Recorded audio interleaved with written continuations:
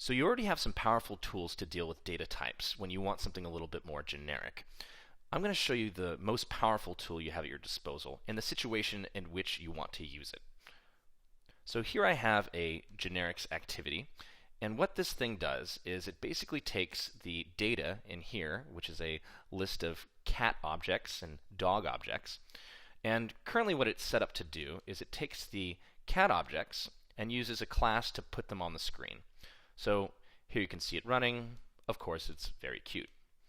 Well, let's take a look at actually how that list idea works.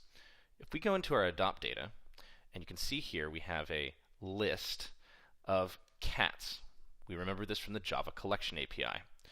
So what exactly does that do? I mean, sure, yes, we now know that it's a list of those types of objects, but how does that work? Let's go ahead and go into the list class itself and take a look at what its code does. So if you jump in here, you can see right away that we have list E. Okay, well, what does that mean? Well, if you look here, you'll notice that there's an add method, and rather than having a data type, it also has an E. In fact, down here, we see another E.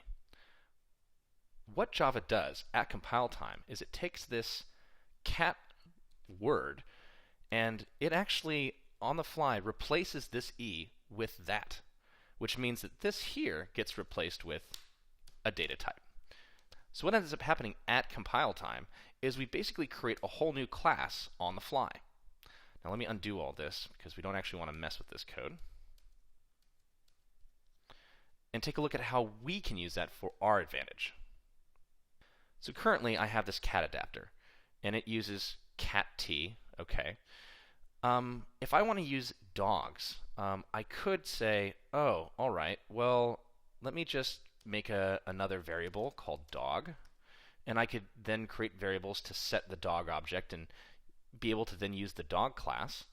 The problem with doing that is that every time I come across another type that I want to use, I'm going to have problems. I have to write new code. Well, what I could do is I could use the interface thing and say, okay, dog is okay, adoptable and animal, okay, and cat is okay, it's also a animal. Okay, well, maybe what I could do is in my adapter I could use our little trick of using interfaces and say, look, I just want an animal, and then use the animal class. Well, let's see how that works. I'll just replace all of these with animal.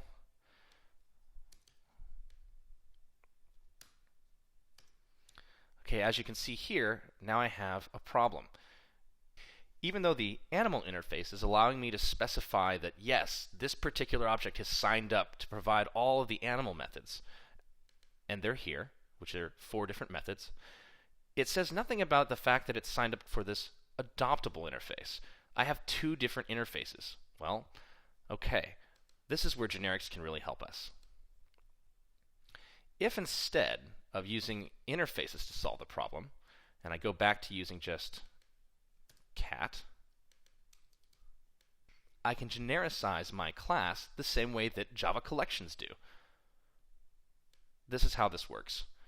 I'm going to specify in here a letter to represent the type.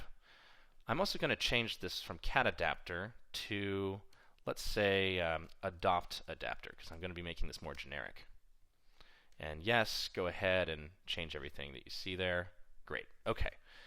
So now, every place that I have a cat, I will replace the cat data type with that same symbol that I used up here. So instead of cat t, I'll just say private t. All right. So here's another place where I had cat. I'm going to replace that again with t. And instead of public animal get, I'm going to do public t get, because it'll return whatever this type is. But now I have another problem, right? These particular methods are not available. That's because currently the data type could be anything. So the only methods that I have access to are the methods that go along with a general object. Okay, well, I want to be a little more specific than that. And this is where generics can help us out. There's actually a whole new way of specifying there's actually a whole language to say, I want to accept any type, but also it needs to have these features. And we're going to see our friend extends up here. Now, it's not the same thing as saying, okay, extends a class. This means it extends the functionality. So I can put an interface, or I could put a class here. But if I say T, it has to extend animal. You'll notice that suddenly, sure enough, those methods are now absolutely fine. This would be the same thing as if we had replaced it with animal, but I can now also do this. Using an ampersand, say whatever kind of object that you want to fill this particular adopt adapter with needs to extend animal and adoptable. Those are the limitations I'm setting on what kind of types an adopt adapter can be. So as you can see here now, we have absolutely no red. This is now a generic adapter that can be used for both dogs and cats. So now you can see that if I want to create a new adopt adapter, what I'll need to do is I'll need to actually specify that this is one for cats. And if I wanted to make a dog adapter, let's actually create a new member variable, dog adapter.